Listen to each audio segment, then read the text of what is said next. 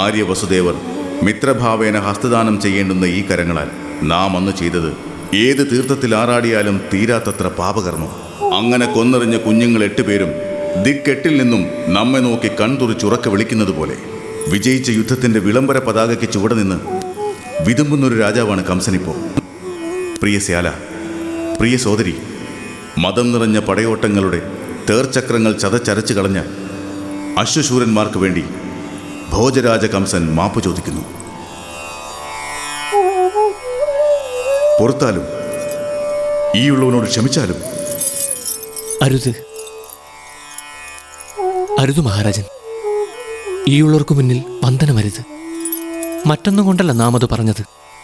ഈ കൂപ്പ് കയ്യിലും വലുത് മാപ്പ് പറയാൻ തോന്നിയ അങ്ങയുടെ മനസ്സാണ്. ആ ശ്രേഷ്ഠ ചിത്തത്തിന് മുന്നിൽ സാഷ്ടാംഗം പ്രണമിക്കേണ്ടത് ഈയുള്ളവരാണ്. വസുദേവർ, മഹാതിശയനാണങ്ങ്. അങ്ങുര ചെയ്ത വാക്കുകൾക്ക് തേജസ്വിയായ മുനിവര്യൻ്റെ മുഖപ്രസാദം. ജന്മത്താൽ രാജൻ, കർമ്മത്താൽ യതിവര്യൻ. കാലം വസുദേവരെ വാഴ്ത്തുന്നത് അങ്ങനെയാകുമെന്ന് നമ്മുടെ മനസ്സ് പറയുന്നിപ്പോൾ. മഹാരാജൻ, ഈയുള്ളവൻ കേവലം ഒരു മനുഷ്യൻ മാത്രം. മാനവകുലജാതർ സ്തുതിക്കപ്പെടേണ്ടവരല്ല. നമ്മൾ സ്തുതിക്കപ്പെടേണ്ടുന്ന ഈശ്വരന്മാർ ഏൽപ്പിച്ച കർമ്മം നിഷ്കാമമായി ചെയ്യേണ്ടവരാണ് മനുഷ്യർ. അങ്ങേക്കറിയുമോ, അങ്ങിപ്പോൾ മധുരാദേശം ഇന്നോളം അറിയാത്ത മറ്റൊരു മനുഷ്യനായാണ് നമ്മുടെ മുന്നിൽ നിൽക്കുന്നത്.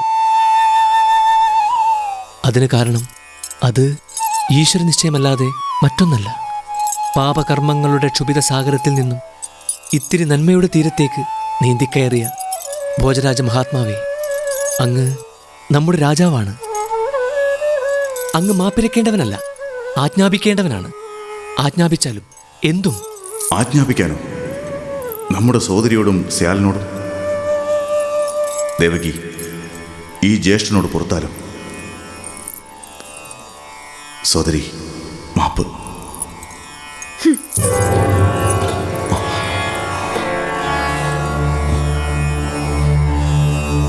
ദേവകി, മാപ്പ് ചോദിക്കാൻ വന്നൊരു ജ്യേഷ്ഠ ഭ്രാതാവ്.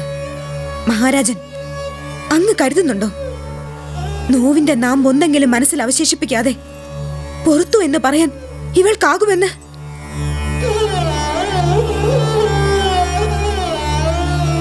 മഹാരാജൻ, ആര്യ വസുദേവരുടെ മന്ദിരത്തിൽ ഒരു തൊട്ടിൽ കിടപ്പുണ്ട്. ഇന്നോളം ഒരു ഉണ്ണിയുടെയും സ്പർശമേൽക്കാത്തൊരു തൊട്ടിൽ. എന്തുകൊണ്ട്? ഈ ഉള്ളവൾക്ക് സന്താന ലബ്ധി ഉണ്ടാകാഞ്ഞിട്ടോ? 8 മക്കളെ ഗർഭം ധരിച്ചു ഇവൾ. അതിലൊന്നിനെ ഒരുണ്ണിയെങ്കിലും ഇവൾക്ക് നൽകിയോ ഭോജരാജൻ? തൊട്ടിലാട്ടി താരാട്ടാൻ, ഒക്കെ തിരുത്തി ഓമനിക്കാൻ. കൈവന്ന കൈവല്യങ്ങളെല്ലാം കവർന്നെടുത്തിട്ട് കൺമുന്നിൽ വന്നു നിന്ന് കേണപേക്ഷിക്കുന്നു മാപ്പിന്. ഭോജരാജാവേ, ദേവകിയുടെ മുന്നിൽ നിന്ന് അങ്ങ് സോദരനല്ല, കേവലം മഹാരാജൻ മാത്രം. വേണമെങ്കിൽ ഈ കൈവിലങ്ങുകൾ അങ്ങേക്ക് അഴിക്കാൻ കഴിയുമായിരിക്കും.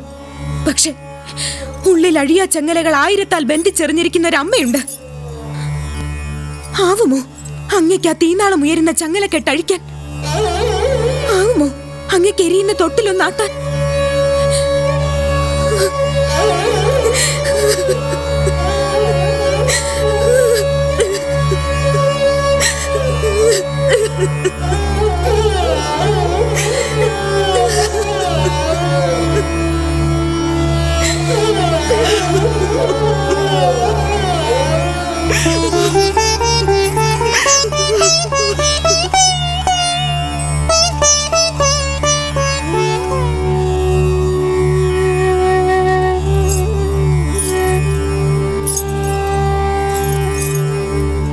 വസുദേവർ,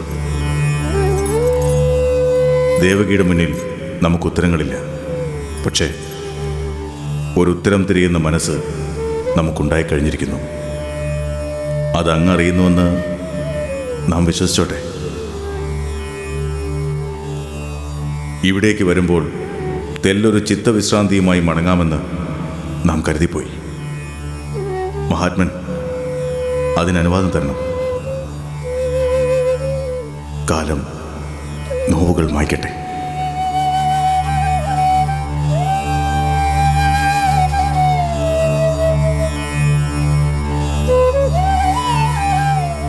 നിങ്ങൾ ഈ നിമിഷം മുതൽ മോചിതരാക്കപ്പെട്ടിരിക്കുന്നു.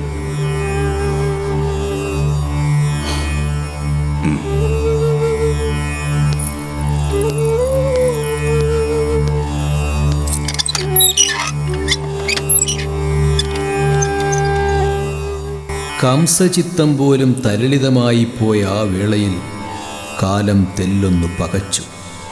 അസുരചേതനയിലും ചേക്കേറിയോ സാത്വികഭാവം? കംസകിങ്കരന്മാരിൽ അത് ഗൂഢമായ ഭയം നിറച്ചു.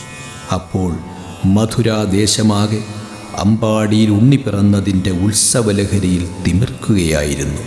പക്ഷേ രാവൊന്നിരുട്ടി വെളുക്കും നേരം രാക്ഷസത്വത്തിലേക്ക് കംസൻ മടങ്ങും കാഴ്ചയ്ക്ക് കാലം സാക്ഷിയാകേണ്ടി വന്നു. അതിന് കളമൊരുക്കിയവർ കുബുദ്ധികൾ, കംസകിങ്കരന്മാർ.